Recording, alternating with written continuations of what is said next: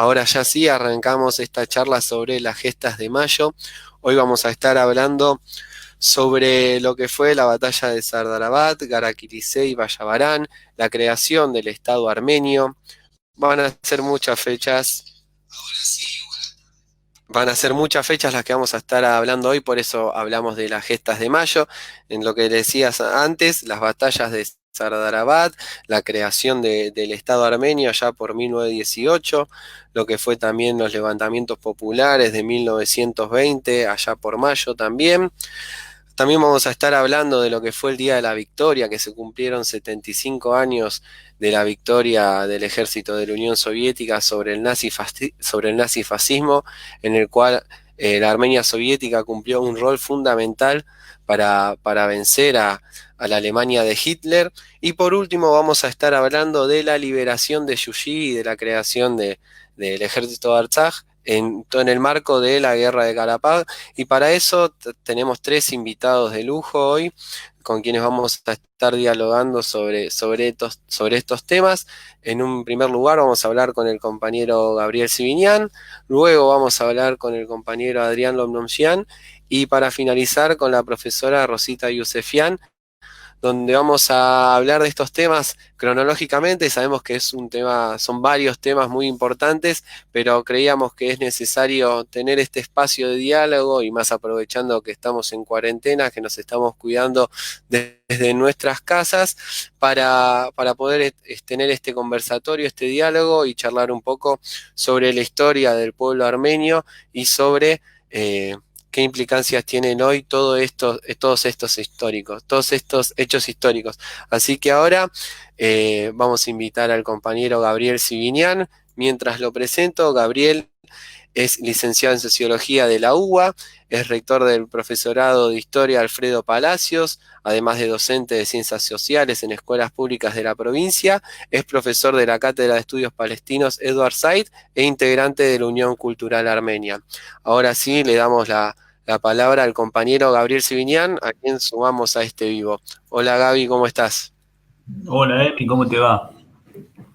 Muy bien, muy Este, bien. ¿Cómo estás vos? muy contento, agradecido otra vez más a los compañeros de la Unión Cultural Armenia la deferencia de designarme para representar a la institución en esta actividad y muy contento de participar en esta oportunidad con Adrián, con Rosita y bueno, con tu trabajo que es fundamental para organizar este tipo de actividades. Así que muy contento. Bueno, maratónico los temas, ¿no? Muchos temas, gestas, eh, y como vos decías, de alguna manera con un ordenamiento cronológico. Yo en una primera intervención lo que pensaba hacer era un poco contextualizar, porque las gestas a las cuales vos referís remiten a un siglo de historia prácticamente. Pero bueno, siempre está, y sobre todo en estas circunstancias a las cuales no terminamos de adaptarnos, porque nosotros somos más de las actividades en vivo, presenciales, mirándonos entre todos y sabiendo las condiciones, las cualidades del auditorio, y acá siempre surge esta incógnita respecto a quiénes nos estarán escuchando, cuántos sabrán de la historia del pueblo armenio, si son más jóvenes, si son digamos, más grandes. Entonces, no está de más hacer primero una introducción, un contexto general y luego sí ir desarrollando seguramente las particularidades. Lo más específico lo desarrolla Adrián y Rosita. Yo voy a hacer un contexto muy generalizado. Sobre todo de cómo se llega, por ahí le dejaría el punto de partida a Adrián, de cómo se llega a mayo de 1918. Eh, a mí siempre digamos, me pareció muy fuerte, los que conocen el himno a Sardarabad, a la batalla de Sardarabad, saben que en sus estrofas se plantea cuando no hay solución ni salida, empieza, ¿no? Empiezan las primeras palabras, los primeros versos, cuando no hay solución ni salida. De alguna manera encomendarse a los héroes, a las generaciones pasadas y buscar el desenlace, digamos. Es algo que, digamos, muy movilizante, angustiante también. y muy heroico, ¿no? Eso es Sardarabat, eso es la canción de Baruir Sebag, el gran poeta armenio que le puso verso a esa gesta histórica y también a la canción histórica, al himno a Ereván, Ereván Erepuni. Entonces moviliza cómo es que se llega, cómo un pueblo llega a esta situación de no tener ni solución ni salida, que básicamente es lo que ocurre en Sardarabat, en las batallas previas que vos mencionaste, en Vallaparán, en Karakilisé. ¿Por qué se llega a esta instancia? Y ahí hay una cuestión que remite a la historia del pueblo armenio, y es un punto de confluencia, de síntesis, un punto central en la historia del pueblo armenio, porque antes y después de Sardarabat podemos distinguir muy bien la historia del pueblo armenio, sobre todo en función de las dominaciones que ha padecido. Armenia, su territorio histórico ancestral, en donde se conformó el pueblo armenio, y de algo estuvimos hablando eso hace un tiempito en la conversación referida al genocidio. Digamos, ese territorio histórico que en términos muy genéricos se puede situar entre los lagos de Van, de Urmia y Sevan, estuvo dividido y sobre todo, bueno, a partir ya de 1828, dividido entre lo que se conoció como la Armenia otomana, que remite a la Armenia occidental, y la Armenia rusa, que remite a la Armenia oriental, previamente la Armenia persa, ¿no? Y tenían caminos diferentes. Lo que estaba sucediendo en un lado y en el otro, en la Armenia occidental y en la Armenia oriental, era bastante diferente, si bien la población armenia estaba sometida a dos imperios y no tenía autonomía ni independencia, no existía, digamos, una entidad política que representara a los armenios, estaban en el marco de imperios multiétnicos, multiconfesionales. Sin embargo, los desarrollos eran diferentes. Y luego los desarrollos volvieron a ser diferentes. Digamos, una cosa es la Armenia occidental, lo que ya sabemos, el dominio otomano, el genocidio, los armenios ocultos, los criptoarmenios, los que sobrevivieron, y las diásporas, digamos, todo ese es el camino que siguió la población armenia, o padecer el genocidio, o quedarse como armenios ocultos dentro de la República de Turquía, o formar las comunidades de las cuales nosotros formamos parte. Y el destino de los armenios, o del Armenio oriental, porque hay trasvase también demográfico, hay movimientos demográficos, digamos, en todo este tiempo, pero por lo menos de la Armenia oriental el destino fue otro, diferente.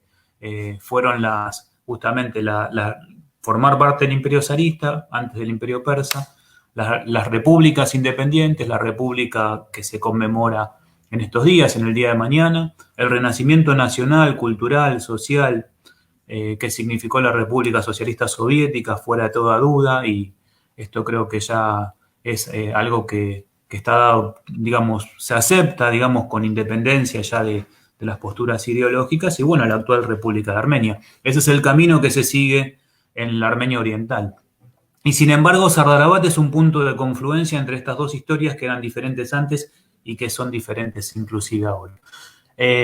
Porque ahí se estaba jugando el destino claramente del pueblo armenio, y bueno, y tiene que ver con lo que había sucedido y por qué ese punto de encuentro de la historia, que por suerte se resolvió favorablemente para el pueblo armenio. Bueno, habría que remitirse a qué había sucedido antes, un tiempo antes, tanto en la Armenia occidental, en el Imperio Otomano, la Armenia conformada por las 6 provincias, lo que hoy sería el este de la República de Turquía, ¿no? Van, Bitlis, Erzurum, Harput, Sivas, y bueno, y obviamente y Cilicia, ¿no? Los armenios que vivían en la región de Cilicia, que no era la Armenia histórica, sino que era lo que se llamó el Reino Armenio Menor, el Reino Armenio de Cilicia, corrieron una suerte diferente en relación a lo que sucedía del otro lado, digamos, del otro imperio. Hay claramente un despertar nacional de los armenios del Imperio Otomano a partir de la década de 1860, que se expresa en términos jurídico-políticos en la Constitución Nacional Armenia, podemos decir, en sus poesías, digamos, en su cultura, y también en las rebeliones que protagonizan los armenios en el Imperio Otomano, en Zeytún, en Mush, en Van, en Erzurum, a partir de esa década. Y eso tiene que ver con más que nada con movimientos demográficos que se dan al interior del imperio, con las luchas nacionales de otros grupos que estaban siendo reprimidos en los Balcanes fundamentalmente, y la reorganización demográfica y el traslado de musulmanes, de islámicos, a la región en donde vivían los armenios, que por otra parte no eran mayoría. Esto también es un dato interesante para establecer, para aclarar, porque con motivo de los distintos dominios que los turcos generaron sobre la población armenia y con el avance de poblaciones kurdas originarias de la región actualmente Irán, los armenios ya no eran mayoría en sus provincias históricas. Sin embargo, bueno, estos nuevos movimientos generan reacciones y movilizaciones y inclusive resistencias heroicas y un despertar nacional de este pueblo armenio, básicamente en su base campesina. Porque lo que ocurría en el Imperio Otomano, que también ocurría en el Imperio Zarista, era que las élites ilustradas, iluminadas, vivían en las grandes ciudades, en Constantinopla, en Esmirna, y disociadas de la realidad de la mayoría de su población. Bueno, ese fue un despertar que luego se va a potenciar con las guerras ruso-turcas de 1877-1878, en donde, en el marco de la llamada cuestión oriental, que no era ni más ni menos que cómo las potencias europeas se iban a repartir, esa era la cuestión, ¿no? La cuestión oriental era cómo las potencias europeas se iban a repartir un imperio que estaba en proceso de desmembramiento a lo largo de, sobre todo, la segunda mitad del siglo XIX. Bueno, surge la cuestión armenia. La cuestión armenia tiene que ver con la derrota del Imperio Otomano frente a Rusia, y bueno, el avance de las fuerzas rusas y la expansión de la Armenia, digamos, de la fuerza de lo que era la Armenia oriental hacia las provincias de la Armenia occidental. Eso genera un gran despertar nuevamente de la conciencia nacional armenia, un nuevo impulso, sobre todo por la política que llevaron adelante las potencias occidentales respecto a las poblaciones armenias y particularmente hacia el imperio zarista, que era su enemigo, ¿no? En ese sentido, obligan al imperio zarista a retroceder. Hay una famosa frase de Jeremian Jairik que remite al momento en el cual se desentienden de lo que se había firmado en el Tratado de San Estefano y en la conferencia de Berlín obligan a Rusia zarista a retroceder, si bien toma algunos territorios en aquel momento, pero claramente restaura la jurisdicción otomana sobre esa región, y ahí es la famosa frase de Jeremian Jairik de la cuchara de hierro y la cuchara de papel, ¿no? Que los armenios van a Berlín con una cuchara de papel a repartirse el jericé, la comida nacional, y con una cuchara de papel nada se pueden llevar, sino que la próxima vez hay que llevar la cuchara de hierro. Bueno, eso genera, digamos, un nivel de conciencia mayor en el pueblo armenio. En la parte occidental se conforman partidos políticos en esa región y comienzan sus actividades en Armenia Occidental,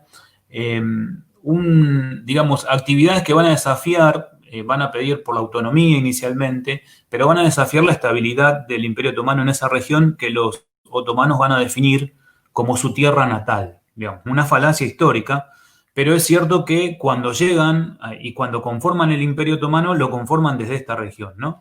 Entonces ellos van a definir que esa es la tierra natal, la tierra de la cual no se iban a desprender, y bueno, lo que ya sabemos luego, ¿no? Los proyectos panislámicos, que rápidamente, digamos, las masacres hamidianas, para disciplinar a los armenios, no para exterminarlos en ese momento, sino para disciplinarlos, proyectos panislámicos, el proyecto panotomano que llevan adelante los jóvenes turcos con las reformas liberales, la continuidad de las Tanzimat, la restauración de la Constitución del 1876-1878 y finalmente el proyecto panturquista, panturánico, que lleva al genocidio. Digamos, eso es un poco lo que estuvo sucediendo en todo ese tiempo en la Armenia occidental. Y en la Armenia oriental el camino fue diferente. La Armenia, yo creo que eso explica la existencia misma de una Armenia actualmente. En la Armenia zarista el proceso fue diferente porque si bien al principio, y vos decime el tema del tiempo porque no lo voy cebando, si bien al principio hubo un resquemor respecto a la dominación rusa, luego a partir de 1840, se conforma la provincia de Armenia. Aquí ya estamos hablando de los territorios de Najicheván, de Ereván y de Garapag, en distintos momentos, con distintas, digamos, organizaciones administrativas, y, digamos, fue muy variado esto también, pero lo que sucede en la parte de la Armenia Oriental es que el pueblo armenio, fundamentalmente los sectores de las clases medias armenias, tuvieron un desarrollo muy importante. Así como los armenios orientales, occidentales vivieron, digamos, con poblaciones kurdas y turcas y no fueron mayoría en su territorio histórico, del otro lado también sucede algo parecido. Los armenios conviven en ciudades, inclusive con georgianos, con tártaros, que van a ser los actuales azeríes, y ahí el desarrollo va a ser diferente porque ahí los armenios van a tener un desarrollo muy importante económico y político.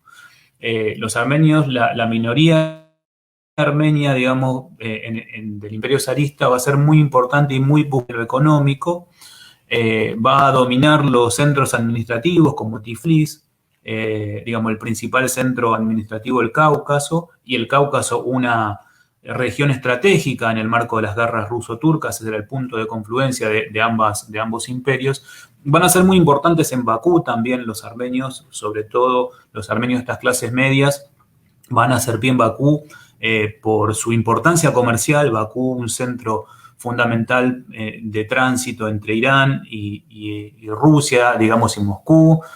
Asia Central también, luego va a ser muy importante por el petróleo, y los armenios van a ser la minoría. Dentro de estas tres grupos nacionales, los tártaros, devenidos luego en azeríes, los georgianos y los armenios van a ser los más importantes, y por tanto, con su crecimiento económico van a crecer también y van a desarrollar también su cultura, sus escuelas, sus bibliotecas, sus imprentas, y los sectores medios de esta región van a, digamos, primero estudiar en su propia región, pero luego irán a Moscú, a San Petersburgo, irán a distintos puntos en Alemania, a Berlín, a Leipzig, y se van a empezar a formar también políticamente, pero con otra influencia, diferente a la influencia de los armenios occidentales, ¿no? Los armenios occidentales, las élites de Constantinopla, de Esmirna, estudiaban en Suiza, en Italia, en Francia, inspirados en digamos, los programas liberales, digamos, de las revoluciones burguesas del 48, previas y posteriores. En cambio, los armenios orientales van a estudiar en Rusia y en Alemania, y van a estar muy influenciados por las ideas del socialismo, por las ideas del nacionalismo romántico alemán, que son diferentes, y va a dar origen a distintas organizaciones políticas que en muchos casos van a confluir como tales, pero en tensión, ¿no?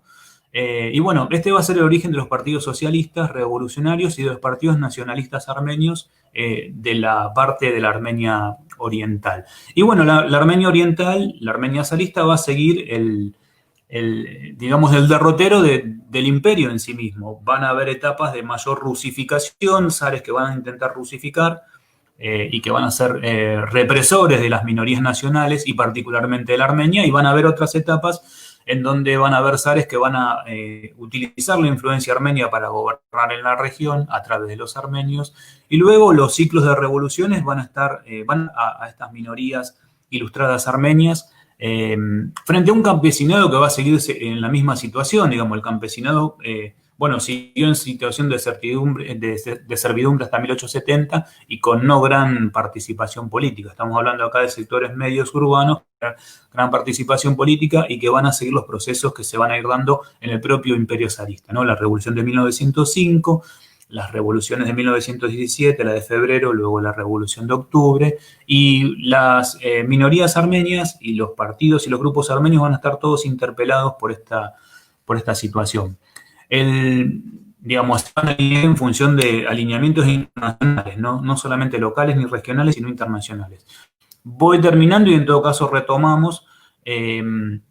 Para 1916 hay un acuerdo secreto que luego la Revolución Socialista da a conocer, que es el acuerdo de Sykes-Picot, que era la forma en la cual, en el marco de la propia guerra, las potencias imperiales, Francia, Gran Bretaña, y luego con la anuencia y participación de Rusia e Italia, digamos, los aliados que estaban peleando en contra del Imperio Otomano, habían decidido repartirse el Imperio Otomano.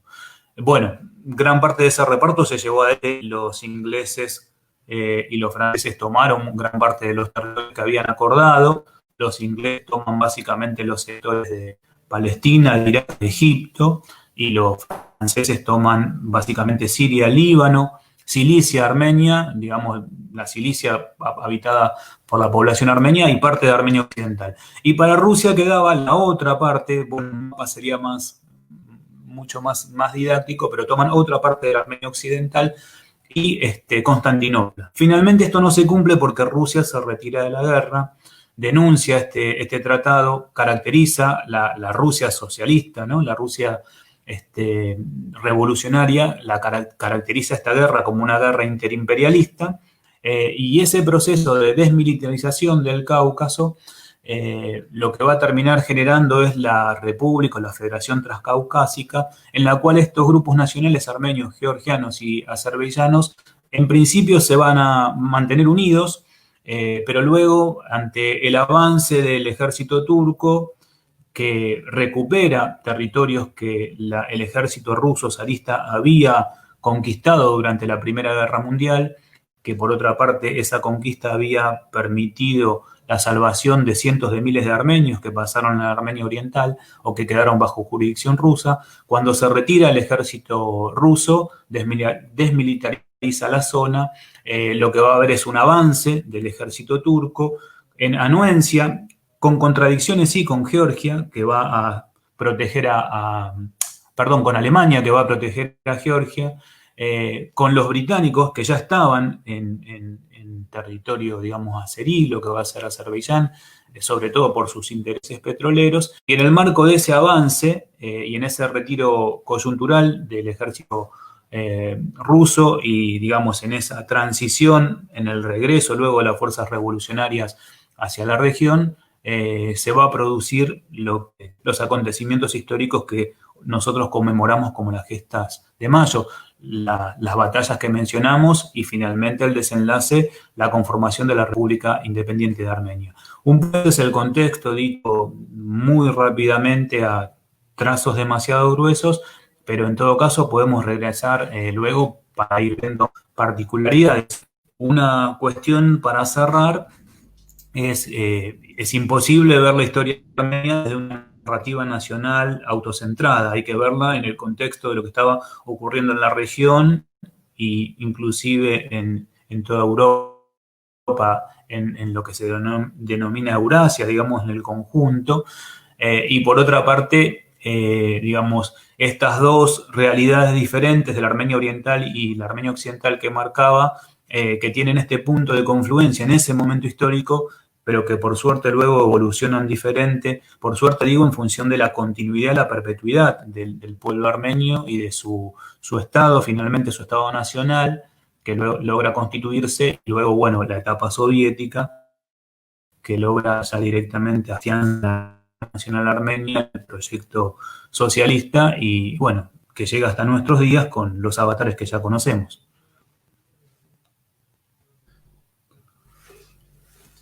Muy buen No sé si resumen, me Gaby, la escuchás, verdad Emi. que sí, sí, te escucho, la verdad que muy buen resumen en 20 minutos más o menos.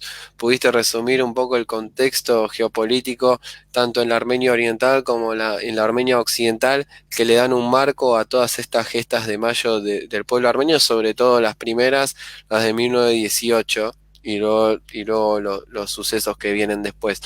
Así que muchas gracias, Gaby. Después al final, si quieren ir preguntando en la barra de comentarios, vamos anotando preguntas y al final las hacemos ya que no pudieron hacer en estos al principio. Les recomendamos que nos hagan preguntas para poder tener un intercambio al final de los tres expositores.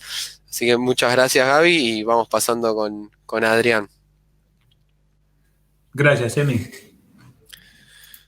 Bueno, ahora sí le toca el turno al presidente de la Unión Cultural Armenia, Adrián Domnonjian. Él también es director de la audición radial La Voz Armenia, una decana de la colectividad, es comunicador social y miembro del Partido Comunista de Argentina. Ahora sí, le damos la palabra a Adrián. A ver, ¿me escuchás? A ver, Sí, ahí ¿vos vamos. ahí me escuchás? Sí, sí, se te escucha bien. Bueno, bien, empezamos así, no.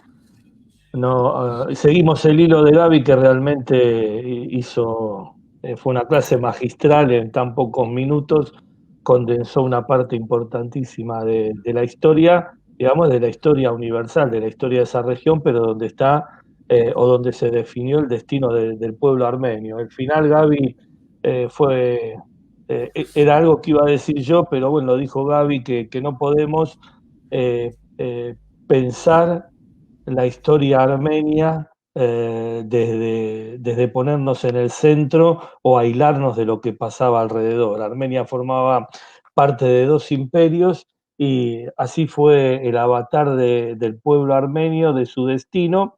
Lo contó Gaby y uno dice, bueno, a ver, vamos a hablar desde 2000, de 1917, 18, ese nacimiento del Estado armenio, pero sería necesario días para hablar de todo eso, de lo que pasó.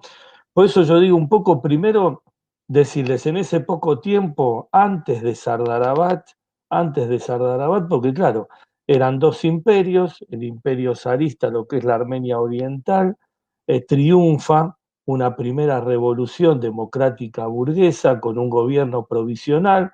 Ese gobierno provisional designa un comisariado en Transcaucasia y a su vez incorpora los territorios, las provincias armenias de la Armenia occidental a que estén bajo supervisión de ese comisariado. El comisariado lo integran los representantes de los partidos que hasta allí formaban parte en la época zarista de los parlamentos, de los consejos locales, que eran principalmente el Tashnaksutyun armenio, los eseristas, los mencheviques georgianos, los musabatistas también. Bueno, ellos van formando parte de ese nuevo gobierno en Transcaucasia. Después, en noviembre, el 7 de noviembre, se da la revolución socialista y ahí rápidamente Transcaucasia se alinea con las potencias imperiales, es decir, toma una posición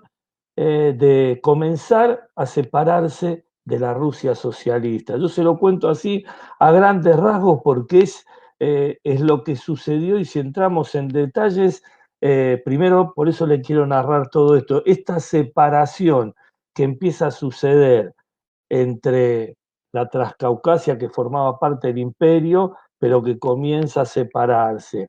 Y la Rusia soviética permite que tanto el imperio otomano o la Turquía otomana como las potencias imperiales empiezan a sentirse dueñas de esa región y actúan como tales, imponiendo condiciones a los pueblos de esa región y Turquía obviamente aprovecha y empieza a avanzar. Había firmado un tratado de pacificación con lo que era el comisariado de Transcaucasia, pero sin embargo lo pasa por arriba y empieza y empieza y empieza a avanzar. Y en abril de 1918, mientras el Sejm de Transcaucasia era una república democrática federativa e intentaba gobernar esa zona, Turquía comienza a avanzar, ocupa Gars, ocupa Alexandropol y ya está en las puertas de lo que sería Yerevan. Mientras tanto, ya en Tiflis estaban sentados los representantes armenios, azeríes y georgianos con los turcos, viendo el Tratado de Batum y fines de mayo, mientras por un lado Turquía avanzaba sobre territorio armenio, el pueblo armenio resistía, la histórica batalla de Sardarabat es testimonio de eso, pero a su vez, digamos, costó muchísima sangre más de los armenios. No pensemos que cuando hablamos de las gestas victoriosas y heroicas, costó mucho.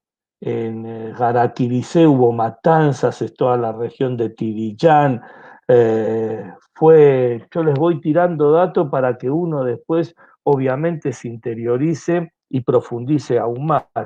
Pero bueno, mientras sucedía esto, se declaraban o nacían las repúblicas independientes que de una forma, con ese nacimiento, le ponían un moño al proceso de separación de la Rusia soviética.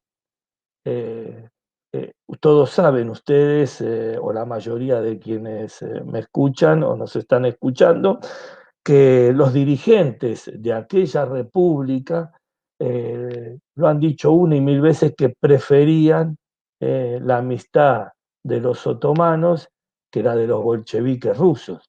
Y estamos hablando de los otomanos que llevaron a cabo el genocidio armenio. Pero bueno, eran posicionamientos políticos que tenían que ver con objetivos, con intereses de clase y con todo eso que a veces cuando uno explica la historia armenia parecería que no se tiene en cuenta.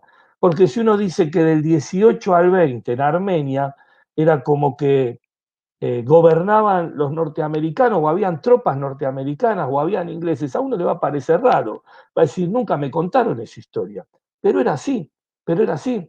Es como que todavía algunos armenios se sorprenden cuando le dicen que los alemanes estaban junto a los turcos cuando las caravanas eran deportadas desde la Armenia occidental. Es como que no terminamos de entender que en la historia armenia también todos estos personajes imperiales tuvieron su protagonismo, nefasto obviamente, pero lo tuvieron. Y hay que resignificar todo esto para darnos cuenta por qué fue el desenlace. Si no es como que nos cuentan la historia, y sí, fue el genocidio, después resistimos y triunfamos, fuimos tan valientes que ganamos en Sardarabad, Garakirisí y Payarabán y declaramos la independencia, y después vinieron los bolcheviques que no existían y declararon la sovietización de Armenia. Y no fue así.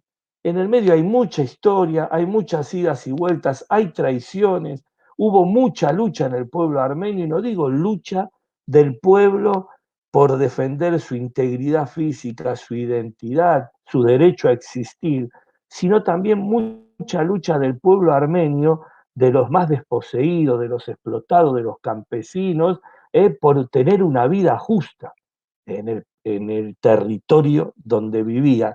Y en esa lucha se mezclaban con trabajadores y campesinos y soldados de otras nacionalidades.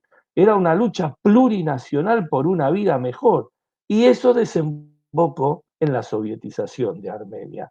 Pero digo, hasta la República, Sardarabad y la República, que nació en condiciones que obviamente necesitaríamos 50 minutos más para contarles, pero simplemente decir que en las condiciones en que nació, casi de rebote podemos decir, y por necesidad e imposición, incluso los turcos dijeron, hemos cumplido el objetivo, creamos una Armenia fuera de nuestros territorios, es la República de Armenia.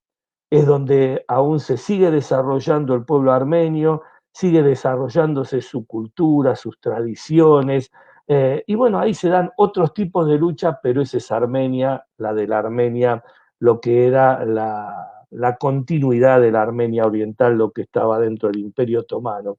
Y en esa Armenia decía, hubo lucha y hubo muchísima lucha por construir el socialismo en Armenia.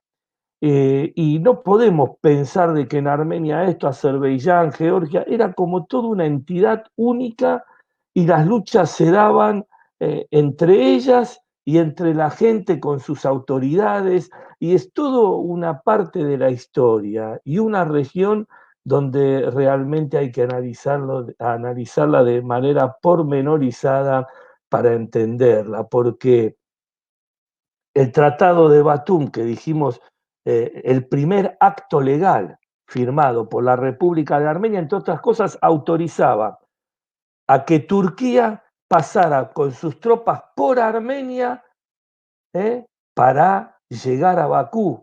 Y Bakú era gobernada por un armenio, pero eran revolucionarios, por Shaumian. Y vivían muchísimos armenios en Bakú. Y sin embargo el objetivo de turcos, ingleses, alemanes, contrarrevolucionarios, rusos y georgianos y armenios y todo era aplastar esa experiencia en Bakú. Y después nos lamentamos porque entró el ejército turco a Bakú, entraron los ingleses y no solo derrocaron al gobierno de la comuna de Bakú, que era encabezado por Shaumian, en septiembre del 18, sino que mataron a miles y miles, más de 20.000 armenios.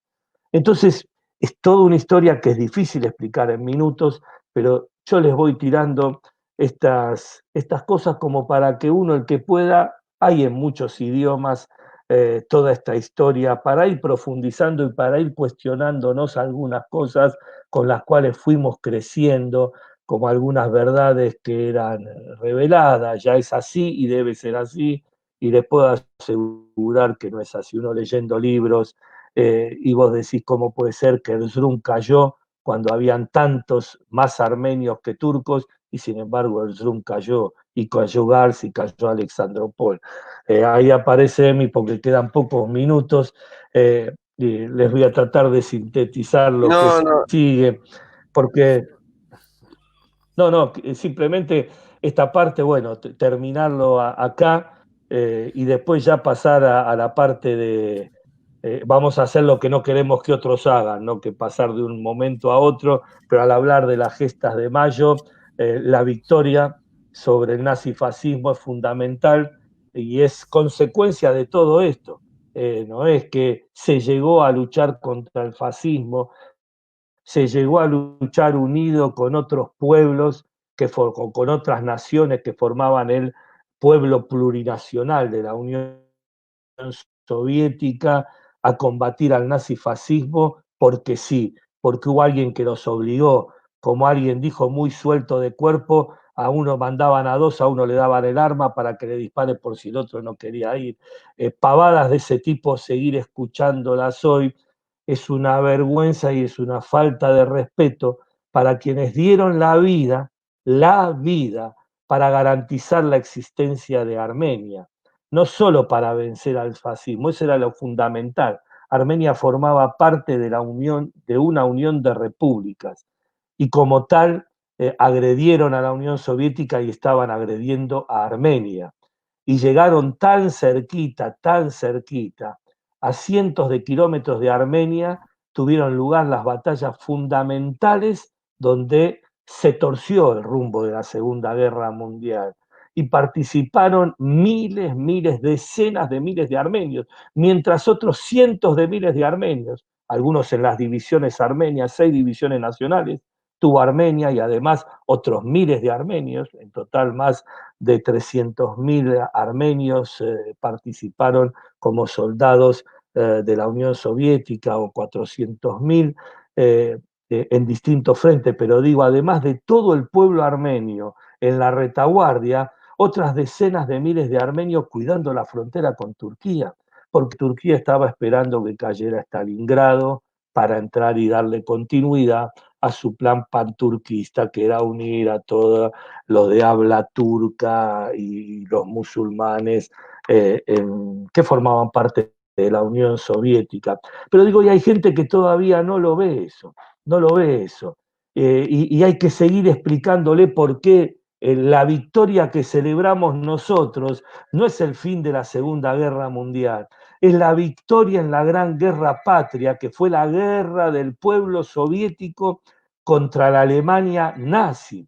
Esa misma Alemania nazi, esos mismos militares que participaron, muchos de ellos, en las deportaciones masivas de armenios occidentales, muchos alemanes que participaron de los asesinatos en masa de los turcos, que prepararon a los turcos para cometer ese genocidio.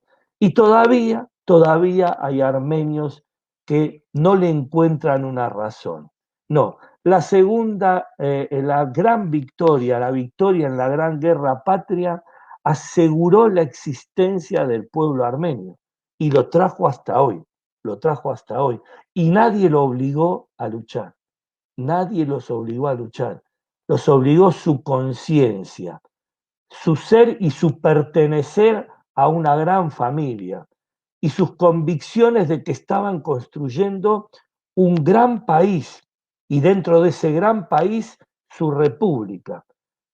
Algún día podremos hablar, estamos en el centenario de Armenia Soviética, vamos a prestarle un poquito más de atención a ese tema o contarles un poco más qué era Armenia el 17, 18, ya un poco les contó Gabriel, y se imaginan esos primeros 2 años de la República hasta su sovietización, y después también difícil, hambre, miseria, epidemias, lo que quieran, y lo que fue Armenia soviética. Cuando cayó, cuando se desintegró la Unión Soviética y ya no hubo más socialismo, Armenia era una república que comercializaba con más de 100 países, estaba a la cabeza desde la ciencia, la medicina, lo que quieran. Bueno, eso lo logró el socialismo y para lograr eso fue fundamental la victoria sobre el nazifascismo. Y en esa victoria los armenios aportaron, siendo apenas una república en ese momento de 1.200.000 habitantes y con otro millón de armenios viviendo en la Unión Soviética, 1,5 millones, para el nazifascismo y 300.000 no volvieron. Armenia, para quienes todavía creen en Hollywood, Armenia tuvo más víctimas que los Estados Unidos y que Gran Bretaña en la Gran Guerra Patria o en la Segunda Guerra Mundial, como quieran llamar. Así que imagínense quién fue fundamental para derrotar al nazifascismo. Y si bien lo derrotamos en 1945, no tenemos que seguir durmiendo en los laureles porque hay una metamorfosis, el fascismo se presenta de otra manera, ahora Rosita va a hablar de Karabaj, va a hablar de Artsaj, va a hablar de un poco de historia y bastante de presente, pero todos ustedes leen los diarios, escuchamos la radio, vemos, nos informamos.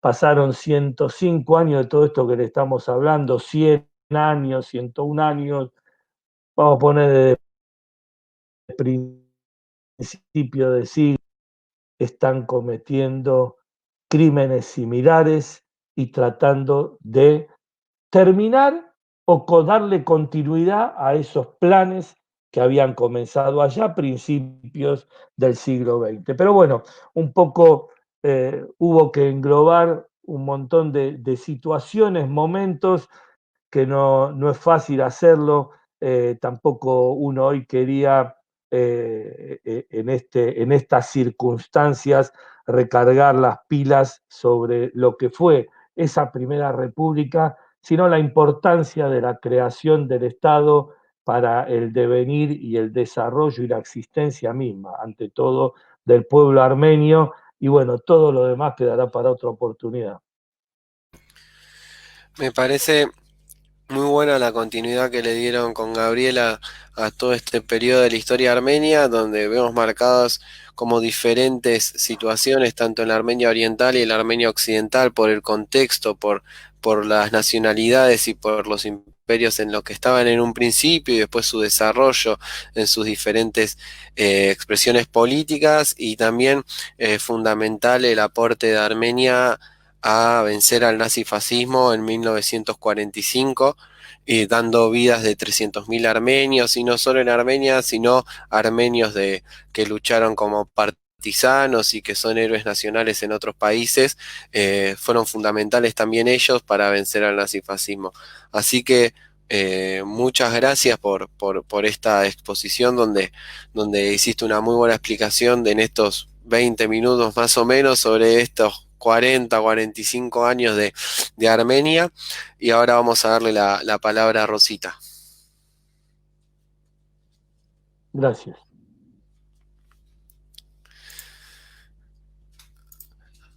Ahora vamos a hablar con Rosita Yusefian.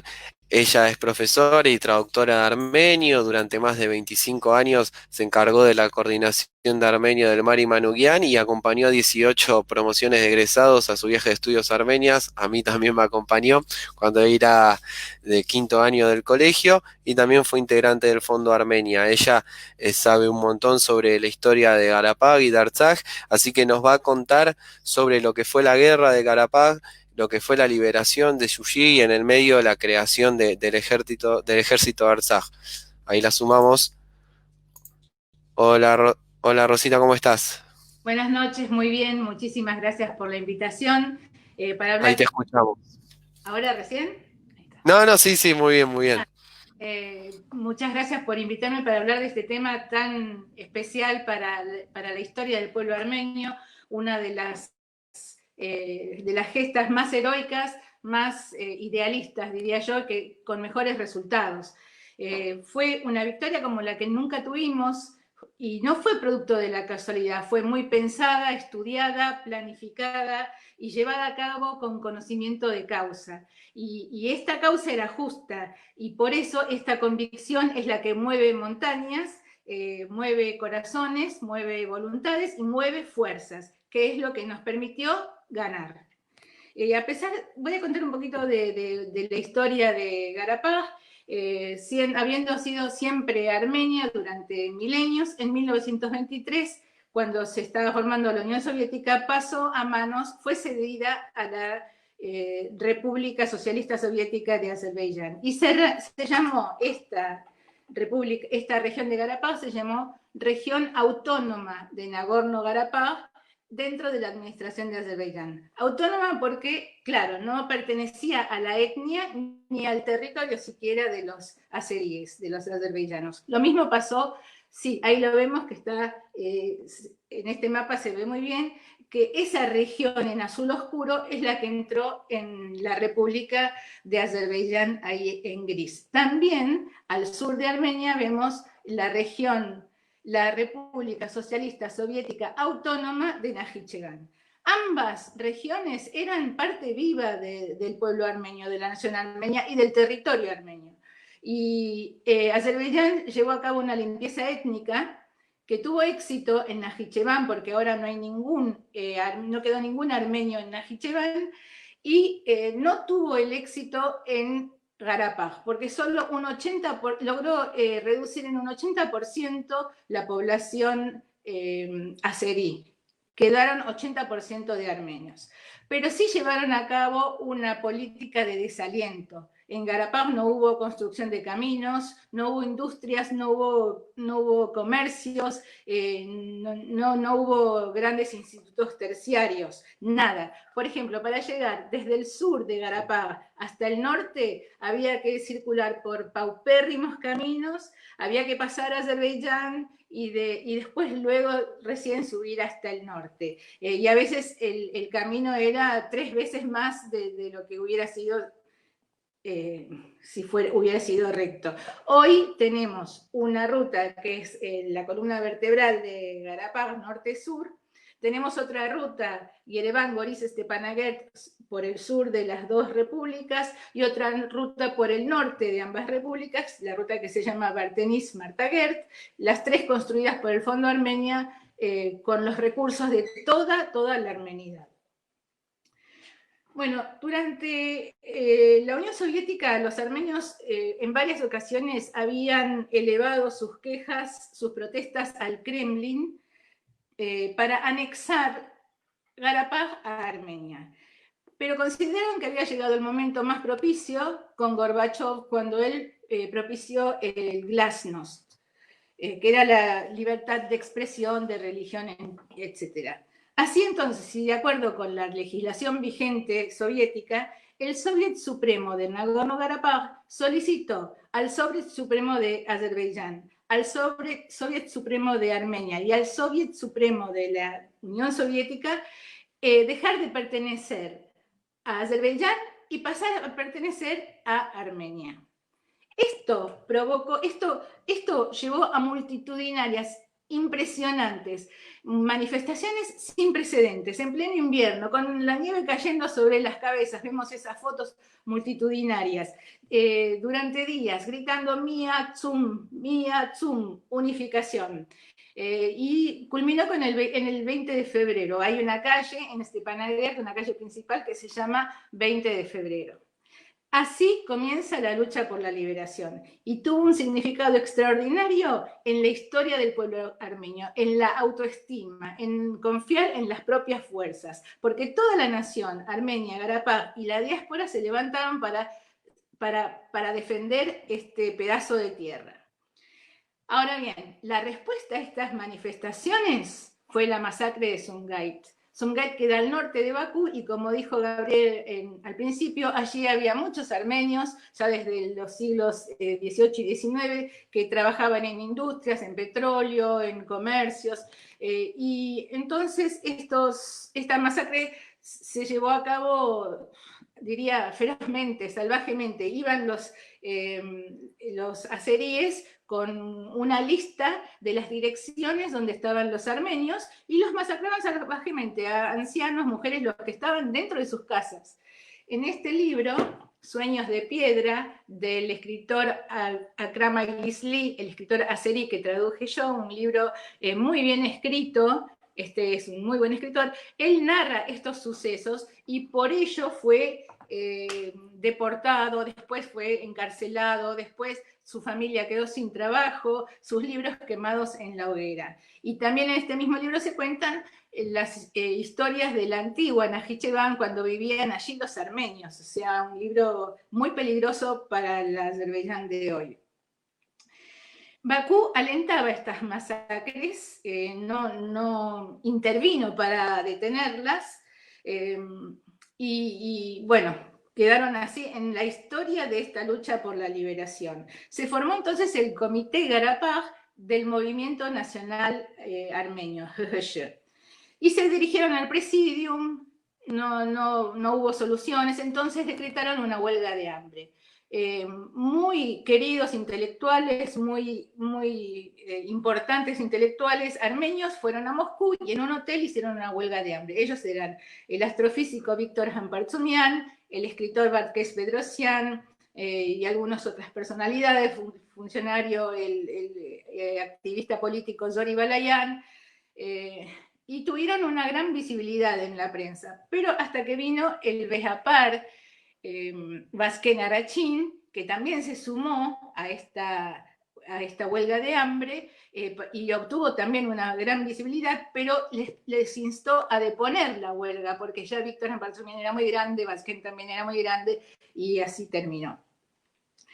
Mientras tanto, los azeríes estaban expulsando a cientos de miles de armenios. Dicen 300.000 refugiados hubo de Azerbaiyán hacia Armenia. Salían de Bakú, de Sumgait, de Kirobabat y de otras regiones también. Yo conocí un pueblo en Armenia, lo visité, Miasnikian, en la región de Armavir, que había sido construido muy rápidamente para albergar a los refugiados. Nosotros no los entendemos como los refugiados que vemos hoy, los refugiados del Líbano o de otros países que están a la espera en carpas a ver dónde se van a quedar. No, estos refugiados fueron acogidos con los pobres recursos disponibles, pero fueron acogidos por Armenia y allí los pudieron distribuir más o menos bien.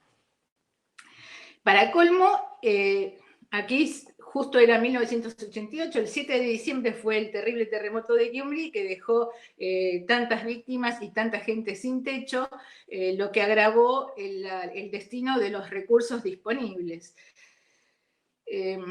Todo esto que se estaba gestando, los refugiados, las masacres, preveían que iba a haber un enfrentamiento a gran escala.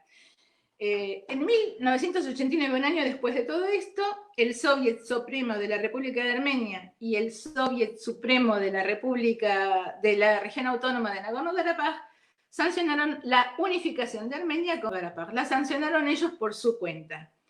Y al año siguiente, en 1990, se proclamó se adoptó la proclama sobre la declaración de la independencia de Armenia y se nombró República de Armenia, no ya República Socialista Soviética de Armenia. Y en 1991 también empezó la parte más dura de la batalla, el punto máximo de la violencia en abril y mayo, porque se hizo la operación Anillo, tropas especiales de Azerbaiyán más el Ministerio del Interior de Moscú se cayeron sobre Kedayen y Shahumian, muy al norte, en el triangulito norte de la región de Karabaj, y emplearon helicópteros, artillería, tanques, y hubo terror, saqueo y después deportación. Esa zona quedó vacía de armenios. Lo siguiente era que todo eso mismo iba a suceder en todo Karabaj. Entonces los armenios se agruparon, necesitaban un ejército que todavía no tenían, entonces no había recursos y tampoco había tiempo para hacerlo. Entonces primero aparecieron las primeras tropas de voluntarios, de fedaíes, que cada vez se hacían más numerosas. Se agruparon primero geográficamente por pueblos y después se agruparon todos en Stepanakert. En mayo-junio de 1991 se inició la verdadera guerra, con las tropas disponibles de voluntarios. Las sesiones del Parlamento continuaban y el 2 de septiembre, como todos sabemos, se declaró la independencia de la República de Nagorno-Karabaj. Más tarde, unos meses más tarde, se ratificó por medio de un plebiscito. Esta es lo que manda la Constitución de la Unión Soviética, y ahí sí hicieron los armenios. Paso por paso fueron haciendo todos los protocolos legales. Y claro, toda república debe tener un ejército y se debe crear un ejército nacional bajo las órdenes de un comandante unificado para que sea más eficaz todo. A fines de ese año, 1991, Stepanakert y sus pueblos adyacentes estaban siendo bombardeados desde Yushi, desde el oeste, y desde Joyalu al este. 4.300 misiles Grad fueron lanzados desde estas dos ciudades. Joyalu era un pueblo y Yushi era una ciudad. Ambos estaban situados a 10 kilómetros, al este y al oeste. Estos terribles puntos de ataque fueron el objetivo de la autodefensa de las tropas. Lo primero que hicieron fue dedicarse a destruir las bombas, el punto de ataque de Joyalu. Joyalu era un pequeño pueblo que durante la Unión Soviética tenía solamente, que al principio, en 1920, tenía solamente 2 familias azeríes. Cuando estaba terminando la Unión Soviética, ya tenía 6.000 azeríes. La República de Azerbaiyán había poblado con azeríes y con turcos mejdíes traídos de Uzbekistán, previendo una futura guerra para apoderarse finalmente de toda la región. Mientras construían aceleradamente las casas, prohibían a los armenios entrar a ellas.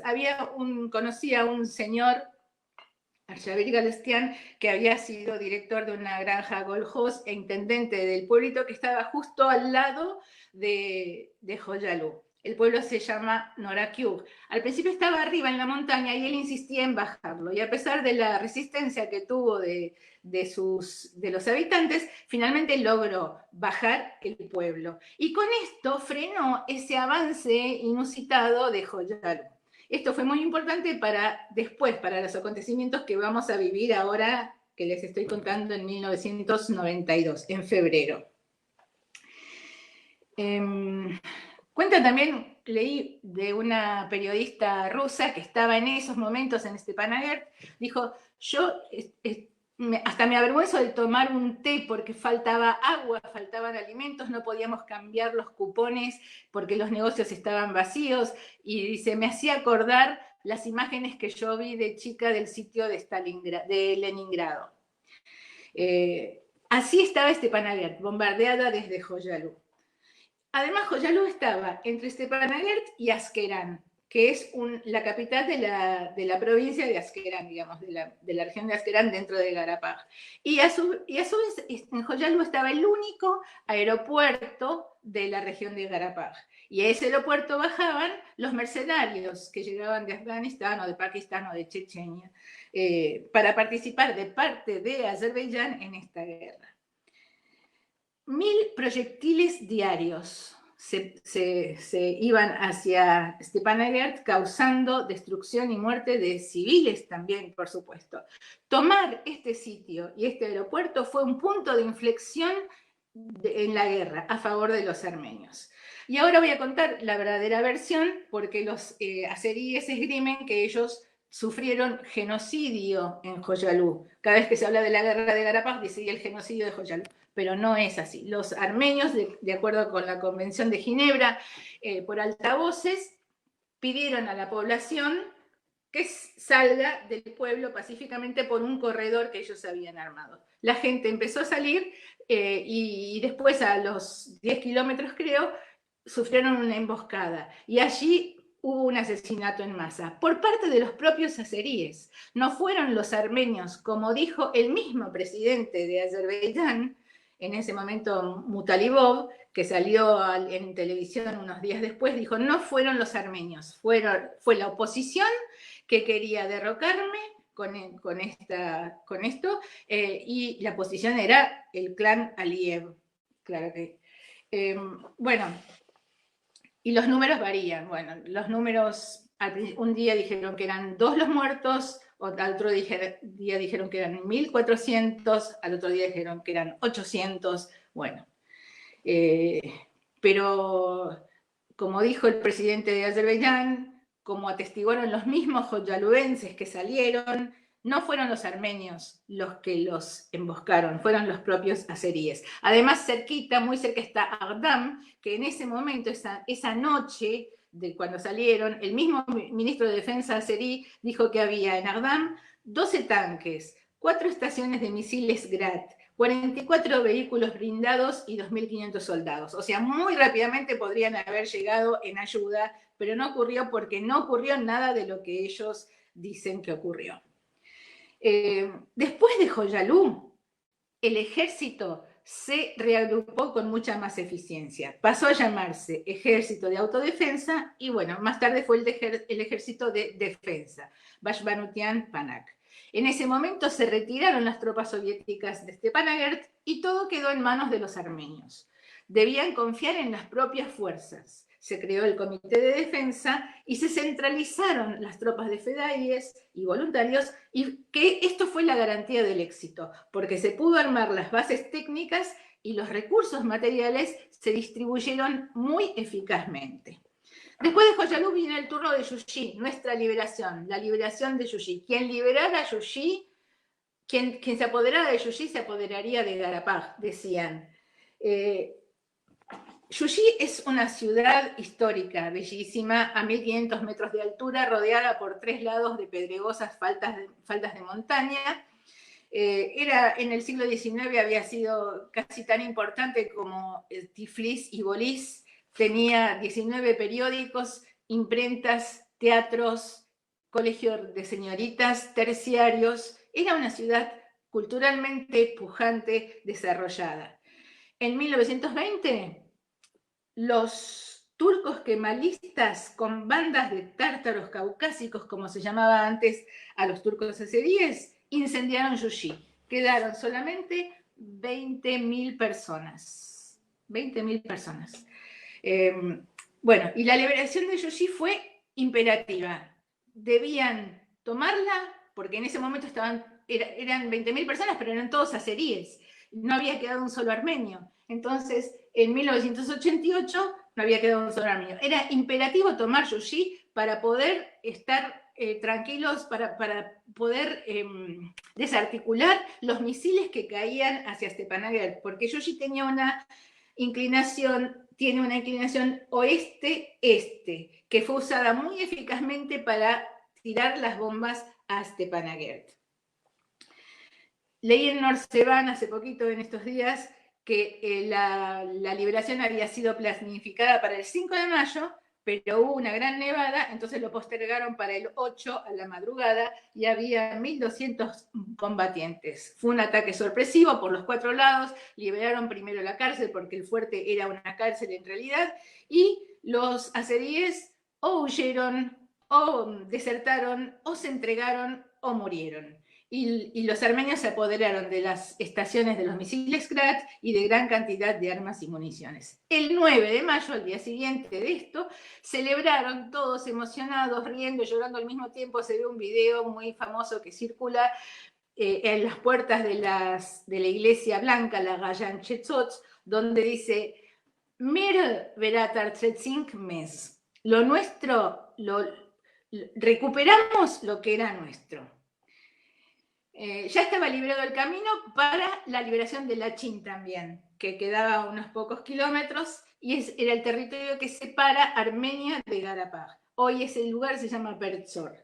En unos pocos días, la República de Armenia y la República de Garapaj se unieron para siempre, esperemos. Y la devoción de estos armenios de Artsaj devolvió la confianza en las propias fuerzas de todo el pueblo armenio. Se recuperaron tierras de las que habían sido despojados los armenios sin razón, sin sentido, sin derecho y sin justicia.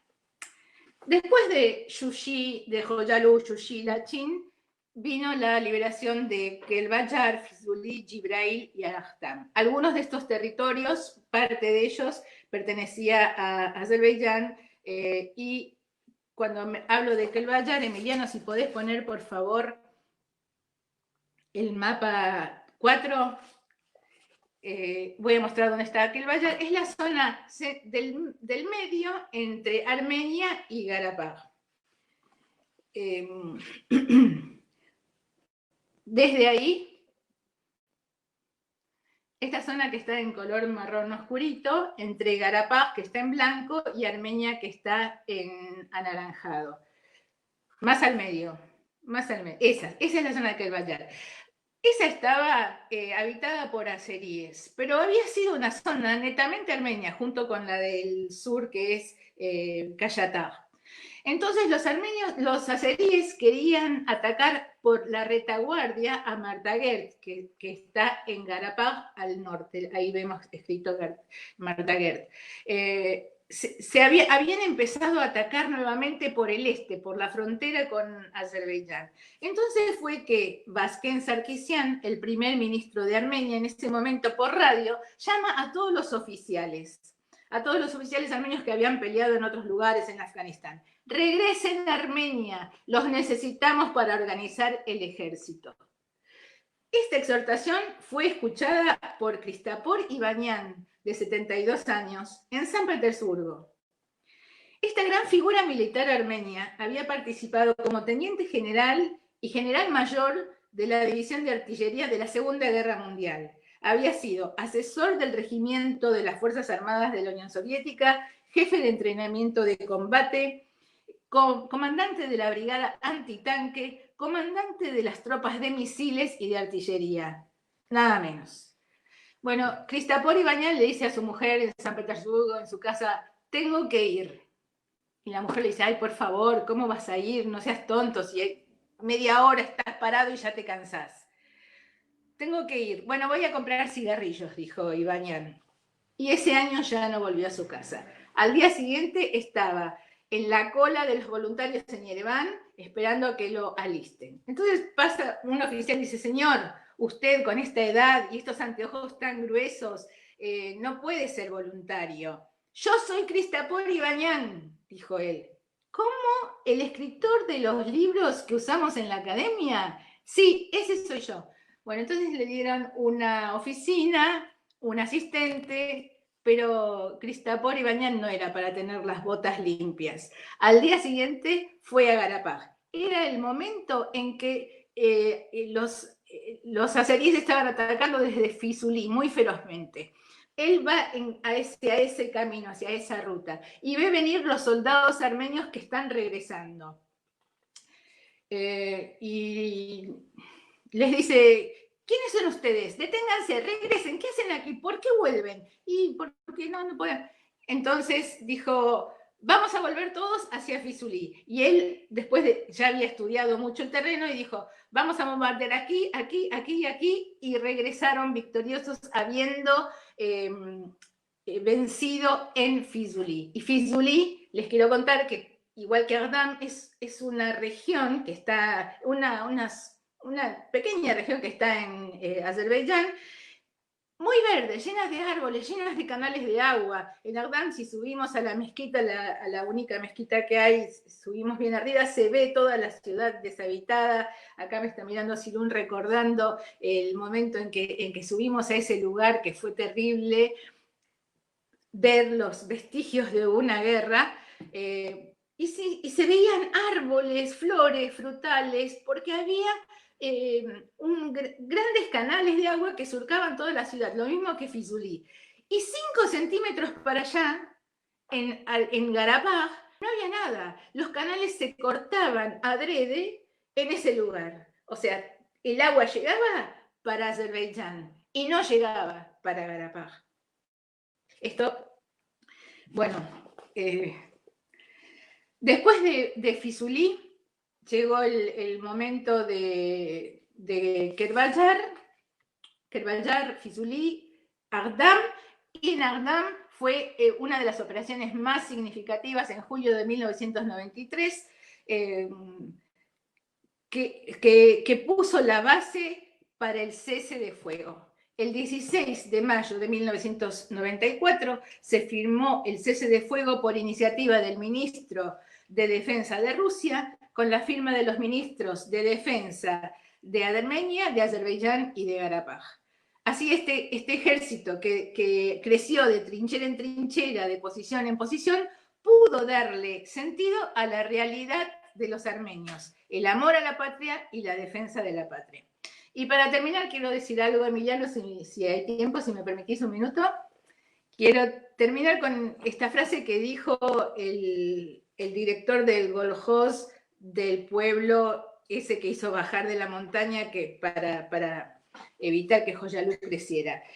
Arshavir Galestian dijo, Garapaj es parte de una única patria. No tenemos segundas patrias. El lugar más maravilloso del mundo es Garapaj. Está defendida de los terremotos, de las inundaciones, de los vientos. Todas las posibilidades de la naturaleza están disponibles para vivir aquí. Que los armenios del mundo se enteren, decía este señor, 88 años. Garapaj se convertirá en el paraíso del mundo. Será un país próspero. En cuanto nuestra nación, nuestra cuestión se resuelva, y se resolverá sin falta a favor del pueblo armenio, a favor de Garapaj. Bueno, es esto. Este tema apasionante de la liberación de Yuyi y de toda Garapaj. Muchísimas gracias, Rosita, siempre muy apasionada cómo contás esta historia, lo recuerdo desde la secundaria y hoy seguís con la misma pasión y la misma energía para contar todo lo que sucede alrededor de Garapaj. Ahora, para ir terminando, ya vamos 1 hora y 20 de charla, que la verdad es muy, muy buena, muy importante para ver los diferentes puntos de vista, para entender un poco el contexto de lo que pasó, de lo que sucedió en la historia del pueblo armenio y lo que podemos rescatar un poco mientras vamos sumando a la pantalla compartida a Gabriel y a Adrián. Ahí estamos los 4. En la charla ya les abrí el micrófono. Sí, yo agregar, no sé, Gaby, si querés decir algo vos. No sé, ¿se escucha, Emi? Sí, pero espera que estoy terminando de decir algo, no sé si me escuchan. No. Ahora. Sí. Respecto a esto, creo que es muy importante rescatar que estos hechos, lo que lograron, como decía antes vos, Adri y Gaby, y también Rosita, que se rescató la supervivencia del pueblo armenio, tanto en la batalla de Sardarabad, creando primero la república, después venciendo al nazifascismo en 1945 y tanto también en la liberación de Yuyi, se sostuvo el pueblo armenio y creo que eso es uno de los puntos puntos de contacto que hay entre todas estas gestas de mayo. Ahora sí, si quieren ir turnándose para hablar un poquitito más y dar un cierre, agregar algo que se les olvidó. Si quieren, vamos en orden como arrancamos con la charla.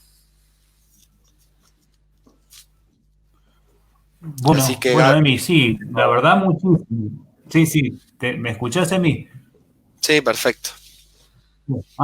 No, es difícil sintetizar en una reflexión tanta cantidad de hechos históricos, tanto tiempo, tantos vaivenes en la historia.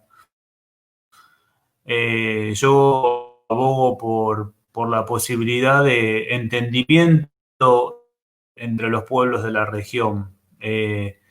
Fíjate que venimos hablando de prácticamente un siglo y medio, y por no ir más atrás, pero fundamentalmente un siglo y medio de enfrentamientos con un paréntesis muy importante que fue la conformación de la Unión Soviética, como un gran momento de entendimiento entre los pueblos, por lo menos de instancias de diálogo entre los pueblos. No volvemos formatos, o sí, el destino será quien lo manifestará, pero es necesario en esa región del mundo que no se, a ver si se me entiende, no es que no habían identidades propias, culturales, nacionales, religiosas, sí que las había, de hecho los pueblos pueden mirar hacia atrás y encontrar sus propias historias. Lo que no había en esas regiones, porque es casi imposible, le llamamos en estos términos de nuestra propia narrativa nacional, los exclusivismos o las condiciones excluyentes, muchas veces amorosamente, otras veces en tensión con sus dificultades, pero convivían. Bueno, si convivieron por siglos, encontrar alguna organización social que les permita continuar conviviendo por siglos en forma pacífica, respetando sus identidades, sus cosmovisiones, sus perspectivas nacionales, culturales, religiosas. Es indefectible que en esa región del mundo se encuentra alguna forma y esa forma remite indefectiblemente no solamente a remover obstáculos culturales, idiosincráticos, ideológicos, sino a remover cuestiones de intereses materiales.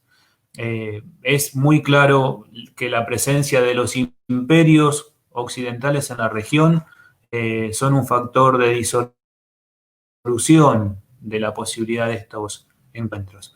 Luego las potencias regionales también tienen sus intereses, pero digamos, puede ser una perspectiva que no esté al alcance de la mano ahora, pero es necesario porque esos pueblos han convivido por siglos y continuarán conviviendo por siglos. Nadie pretende la eliminación de ningún otro pueblo, serán vecinos, han sido vecinos y lo seguirán siendo. Así que lo que me queda es esto, digamos, después de escuchar casi un siglo y medio de tensiones, de enfrentamientos, de disputas, reivindicar ese paréntesis en la historia, paréntesis soviético, y abogar porque hayan nuevas formas de organización, removiendo las cuestiones materiales, removiendo la cuestión de la explotación hacia los seres humanos y hacia los recursos naturales, que es lo que trae aparejado el capitalismo, y bueno, y tratar que cada uno de estos pueblos, de sus propias identidades, insisto, encuentren los caminos de diálogo, de resolución de conflictos, porque en definitiva, más allá de las diferencias, formamos parte todos de la gran familia humana. Entonces eso es más una expresión de deseo y creo que más temprano que tarde se debe cumplir y avanzar en esa dirección. Buenísimo, Gaby, me robaste un montón de palabras que tenía pensado decir. No sé, Rosita, Adrián, si quieren agregar algo. ¿Yo? Rosy, Sí. dale. Sí, estoy Y en después total. cierra Adri. Bárbaro.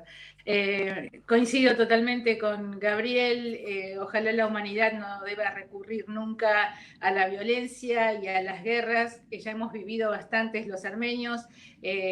Hay un dicho en armenio, es Anamb Yergir, un cielo sin nubes, pero quiere decir sin helicópteros militares, sin misiles, sin disparos, sin artillería. Voto por eso, que no haya más guerras, no solo en Armenia y Azerbaiyán, sino en ninguna parte del mundo. Dios quiera. Totalmente, Rosy. Y ahora sí, Adrián, para que te desbloqueamos el micrófono. Eso es para que no haya interferencia, Bueno. como nos estamos acostumbrando ahora a este distanciamiento virtual o acercamiento virtual. No, agregar un poquito, pues nada, obviamente coincidimos y como decía Gaby, lo nuestro más que una expresión de deseo es nuestra lucha de todos los días. Es decir, nosotros apostamos a la amistad entre los pueblos, a paz y a sociedades justas, sin opresiones ni explotadores, y luchamos todos los días por eso. Y a veces se hace inentendible en ciertos contextos, en ciertas coyunturas y en ciertos momentos. Imagínate en plena guerra hablar de paz, mientras se están matando dos pueblos, entre todos los libros que uno va leyendo para ir con idea de lo que pasaban. Había una cosa que decía que mientras sucedían las matanzas en ciertas regiones del Cáucaso, los comunistas armenios publicaban en Yereván un volante en armenio y en turco diciéndole a los trabajadores que ellos eran hermanos entre sí y que el enemigo era otro, digamos. Ese es el espíritu. Yo creo que ese es el espíritu de todos, independientemente, no estoy hablando solo de trabajadores, de los pueblos. Es decir, nosotros, siempre uno lo dice, las fronteras no tienen que dividir, las fronteras tienen que ser puntos de unión, y nosotros aspiramos a eso, que sean puntos de encuentro. Es decir, nos debemos esas grandes discusiones y no tenemos que tener miedo ni rehuir al debate con los amigos que forman parte de otras instituciones, que tienen otra forma de pensar. Nos tenemos que escuchar y tenemos que tratar de ganar conciencia. Cuando decimos ganar conciencia, no es robotizar, porque tratar de que todos quieran la paz, de que todos quieran la amistad entre los pueblos, la solidaridad, no es robotizar a nadie, es apostar a la convivencia pacífica de los pueblos, a luchar por los verdaderos intereses de los pueblos y no de unos pocos, que enfrentan a pueblos para ellos seguir viviendo la gran vida mientras mueren los mismos de siempre. Los pueblos dan y dan y dan víctimas permanentemente. Y nuestra lucha es esa, terminar con eso. Hoy, antes lo decía antes de terminar, en esa misma región, un siglo después, los mismos actores, las mismas víctimas y los mismos victimarios. La historia nos tiene que servir para aprender, y si hoy yo lo digo y lo podemos debatir con quien quiera, si Armenia hoy no corre la misma suerte que principios del siglo XX, de esas primeras décadas, es porque el ejército ruso está en las fronteras de Armenia. Si no, a Turquía no le costaba nada entrar a Armenia, entrar a Garapag y deshacerse de todos. Un poquito las potencias iban a llorar, iban a decir, ay, pobres los armenios, qué buenos que son cristianos como nosotros, lo lamentamos, pero ya te hubiesen barrido, ya te hubiesen liquidado, como pasó durante todas esas décadas. Mandaban las condolencias, pero le abrían las puertas a los turcos para que entren a donde sea y maten a armenios y ocupen y ganen territorio. Entonces digo, apostar a eso, primero la historia, tomarla para eso.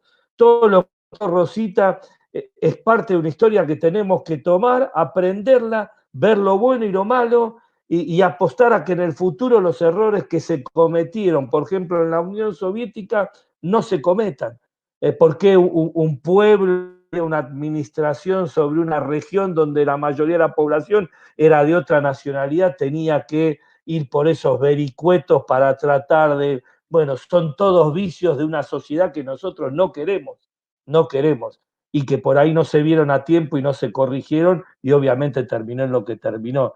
Pero digo, un poco para terminar, la coincidencia con Gaby, por supuesto, con Rosita, que nos da una clase de algunos temas que por ahí uno no profundiza, pero hace falta.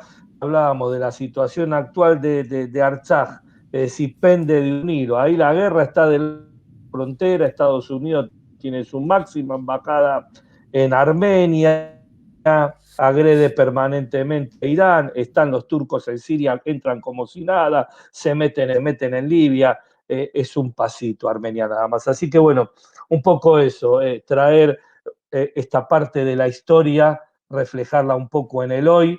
Antes decíamos, hay un actor que por ahí antes no estaba de manera organizada y jugando el juego que está jugando hoy, que es a favor de los pueblos, que es el pueblo kurdo, que mayoritariamente está jugando realmente un importante rol, enfrentando a los turcos y al plan de Erdogan. Obviamente ahí siempre aparecen los actores imperiales que obligan en las coyunturas, y bueno, uno está lejos y a veces puede criticar alguna decisión o no estar de acuerdo o no, pero bueno, es en el desenlace y en la consecuencia que después vemos a dónde llegamos. Pero bueno, un poco eso, agradecer a EMI, obviamente a la Unión Cultural Armenia por haber organizado esto, más allá de que uno es el presidente, hay un montón de compañeros y compañeras trabajando permanentemente en todos estos temas, a Gaby, a Rosita, que siempre están predispuestos para acompañarnos, y bueno, nada más. Muy buen cierre, Adri. La verdad que fue muy importante para todos el auditorio virtual que estaba acompañándonos y también para uno que los estuvo escuchando, todo lo que comentaron respecto a Armenia. Podemos enmarcar que en este mes de mayo son fechas que los armenios tienen que recordar por todo esto que comentábamos, la batalla de Sardarabad, la creación del Estado, la victoria sobre el nazifascismo, que fue muy importante y en la cual dieron su vida más de 300.000 personas, y también la liberación de Yuyi. Creo que es muy bueno toda esta charla y que esperamos que se siga repitiendo y que todos estos debates que nosotros estamos dando se den en todos los lugares de la colectividad y se tenga esta apertura y esta crítica entre todos. Lo que quiero decir es un debate amable entre diferentes hechos. Entonces, lo que recordamos hoy se cumplen 102 años de la batalla de Sardarabad de ayer. Por ayer, 26 de mayo, mañana se cumplen 102 años de la Primera República de Armenia, y el 9 de mayo se cumplieron 75 años de la victoria sobre el nazifascismo y 28 años de la liberación de Yuyi. Entonces, esto fue un poco lo que enmarcamos en esta charla sobre las gestas de mayo. Agradecerles por estar aquí presentes, por acompañarnos, por comentar acá en el chat. Veía todos los comentarios, la verdad que muy buenos, fueron intercambiando opiniones, y recordarles por último, para ir terminando, que el viernes también vamos a participar, estamos organizando con Colectividades por los Derechos Humanos una charla sobre la dictadura en Uruguay y el Plan Cóndor, y el sábado se va a realizar en el Facebook de Caiané un vivo también conmemorando todas estas fechas. Así que sigamos presentes, compartámosla esta charla, porque no solo queda para los 63, 60, 70 que estuvimos viéndola, sino también queda guardada en el Facebook y se puede compartir con amigos y con amigas para que la escuchen una vez más, porque es muy enriquecedora y es muy bueno para aprender un poco más y para ver desde diferentes posiciones la historia armenia. Así que agradecerles de vuelta, Adri, Gaby, Rosita. Y bueno, esperamos que se pueda repetir en algún futuro. Una última cosita, Chao, gracias.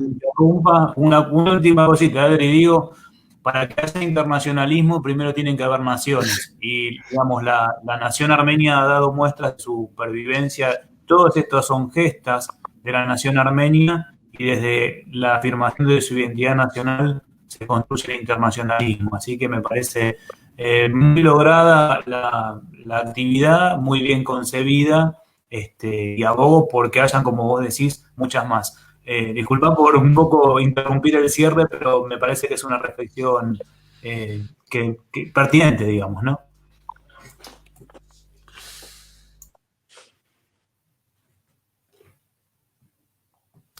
Gaby, ¿terminaste? Porque se me cortó a mí. Sí, listo. Ya está. Bueno.